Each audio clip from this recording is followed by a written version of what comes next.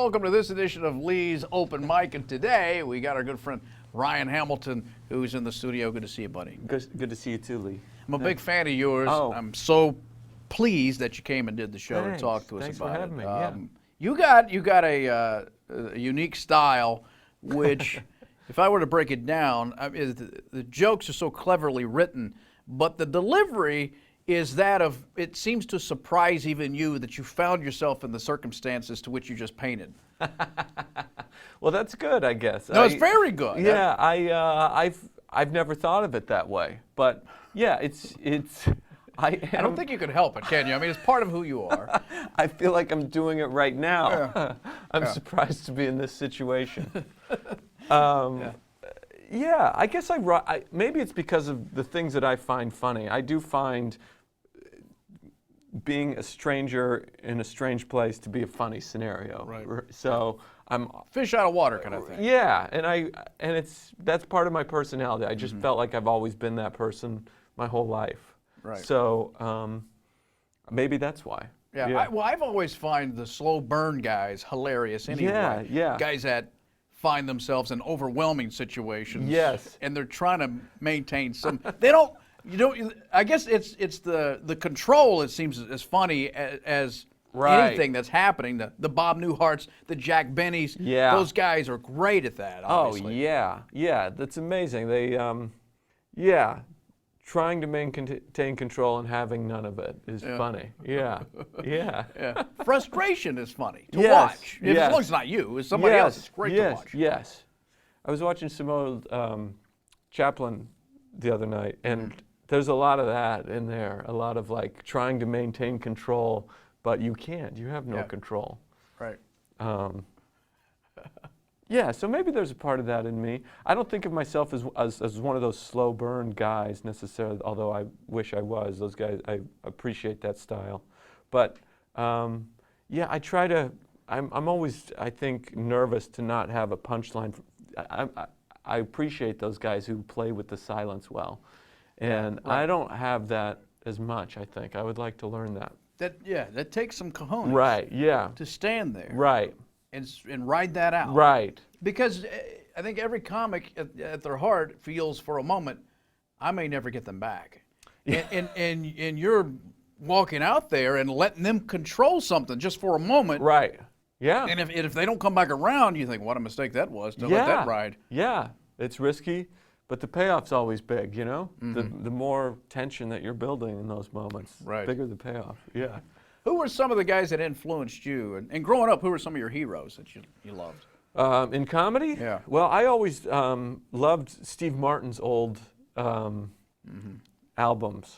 I thought they were so silly and so smart at the same time, and just I'd never seen anything like that. And the commitment that he had, I loved that.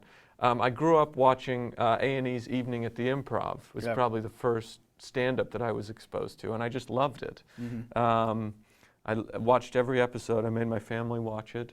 I read the Dave Barry humor column in the newspaper every week. This was like when I was 10 or 12, and I wanted to be a humor columnist. That seemed like the best job to me.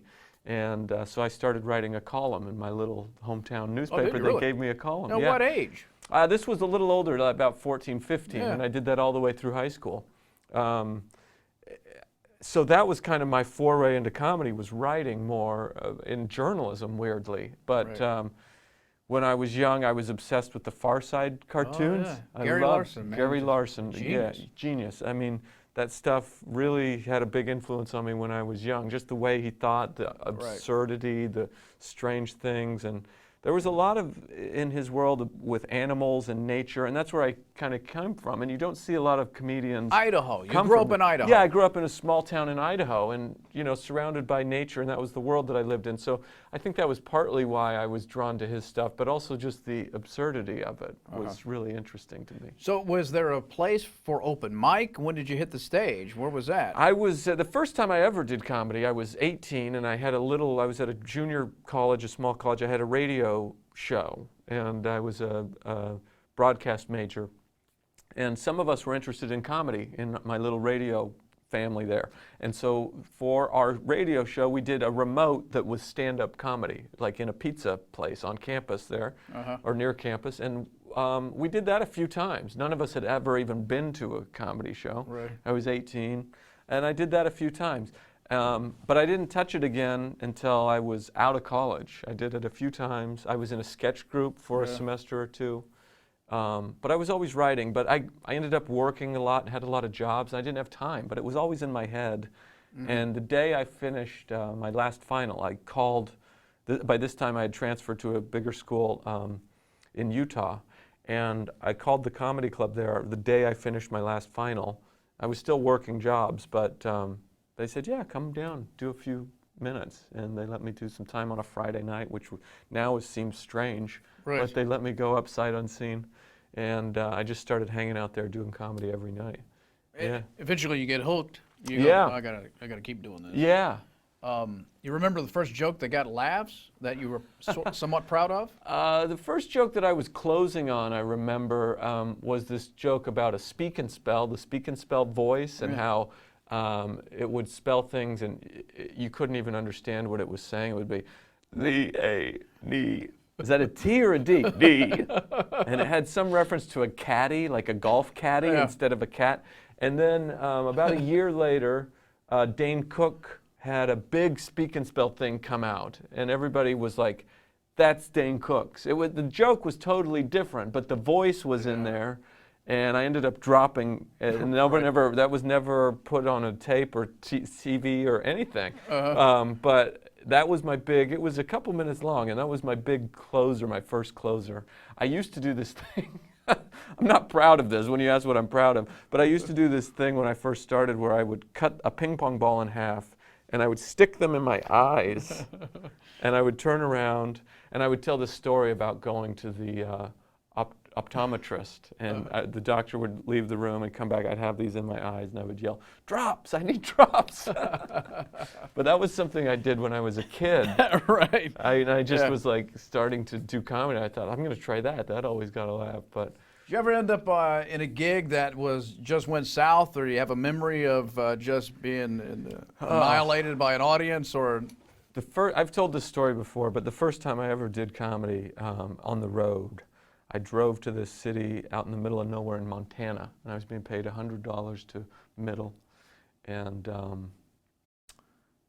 I don't remember the show going terribly, but I don't remember it going great. Yeah. But I remember the woman who was the manager of the bar. She said, "I have your name tattooed on my," she said, "on my ass." I don't know what I could say here, on my rear that's end. fine. Yeah. And I go, "What?" And the other comic, the headliner, thought it was hilarious. And I was like, she goes, "And I'm going to show you before you leave here." And I go, "I don't want, this is not for me. I'm a very innocent, naive Idaho boy. I don't want to be in this scenario. I'm just trying to do comedy. I'm doing clean comedy in these bars for these rough." I do the show. The other comic's like, "We got to get paid." I'm like, "I don't want to go in there."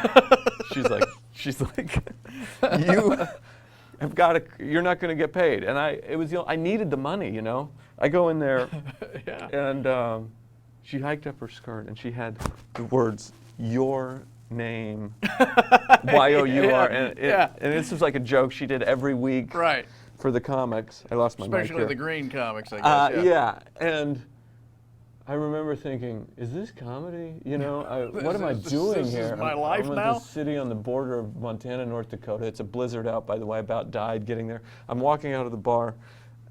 This woman at the bar goes, "I want to buy you a drink." And I go, "Well, I appreciate that. I don't drink, but thank you very much." And I don't drink. And she started to get upset. She's like, "I want to buy you a drink." I go, I just want to get out of here." She grabbed me by the back of the neck and she headbutted me. She got so upset. She just goes, "Crack!" And I remember everybody at the bar pointing and laughing. I remember grabbing my head because it hurt and thinking, this is comedy, I guess. And I walked out the door into the blizzard and went back to my Motel 6. And that was my first experience doing paid comedy. And but let's transpose and juxtapose that. Okay. So you got to work with the master Jerry Seinfeld not that long ago. Yeah. And What was that like, and the kind of audiences he brings? Because that's very much what you want anyway, because you Right. work the way Jerry does, very clean and Yeah. very clever. Yes, I have found his audiences to be amazing. Yeah. And You learn anything? Watch. I mean, even at this late Yes. stage, you learn stuff oh from Jerry. yeah, I watch every show. When I saw Jerry last time I saw him, I was surprised how animated he Yes. is. You know, because I guess the sets I'd see from television, it seems like, you know, it's all Right. for television. It's captured Right. right here. Right. I didn't realize how big he plays Yes, things. he does. A lot of he energy. plays big. I've seen him get down on the floor. Yeah. Yell, you know. Yes, you don't think of him that way, but he really uses everything at his disposal, which I think good comics do. And he's a great writer, but he's a performer. Yeah. And that's a good observation, because I remember learning that about him too. But he's a showman, and the show is, you know, every beat is important. And I've learned to him to really respect the show and respect the audience. These people, he's been doing this for so long, and he hasn't lost that respect. And it's important. Yeah. Well, listen, this guy is on the same pathway, and I mean that. And I love his act. If you get a chance to see Ryan, treat yourself. Enjoy it, because it's just clever and it's clean. But I admire the respect he has for the business, and you're doing a great job. And can't wait to see what your next step is, everybody. Thank you. I appreciate that. That'll do it with Ryan Hamilton for this version of Lee's Open Mic.